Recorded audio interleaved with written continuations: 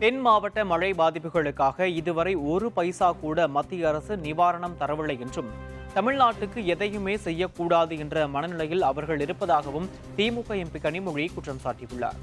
நாடாளுமன்ற தேர்தலுக்காக திமுக எம்பி கனிமொழி தலைமையிலான தேர்தல் அறிக்கை தயாரிக்கும் குழுவினர் மதுரையில் முகாமிட்டு பொதுமக்களின் பரிந்துரை மனுக்களை பெற்றனர்.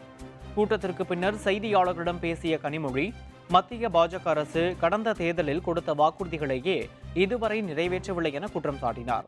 தென் மாவட்டங்களில் ஏற்பட்ட மழை வெள்ள பாதிப்புகளுக்கு தமிழக அரசே நிவாரணம் வழங்கியதாக தெரிவித்த கனிமொழி, மத்திய அரசிடமிருந்து இதுவரை ஒரு பைசா கூட நிவாரணம் வழங்கப்படவில்லை எனவும், தமிழ்நாட்டுக்கு எதையுமே செய்யக்கூடாது என்ற மனநிலையில்தான் மத்திய ஆட்சியாளர்கள் இருக்கிறார்கள் எனவும் குற்றம் சாட்டினார். பாதிக்கப்பட்டது மழையால் தென் மாவட்டங்கள் எல்லாம் மிக மோசமாக பாதிக்கப்பட்டது.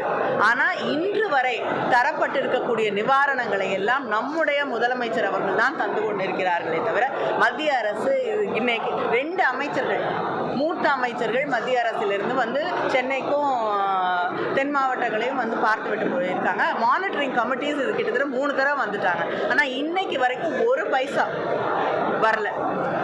அப்போ இப்படிப்பட்ட ஒரு மனநிலையோடு தமிழ்நாட்டுக்கு எதையுமே செய்யக்கூடாது அப்படிங்கிற ஒரு மனநிலையில் தான் அவர்கள் இருக்கிறார்கள்.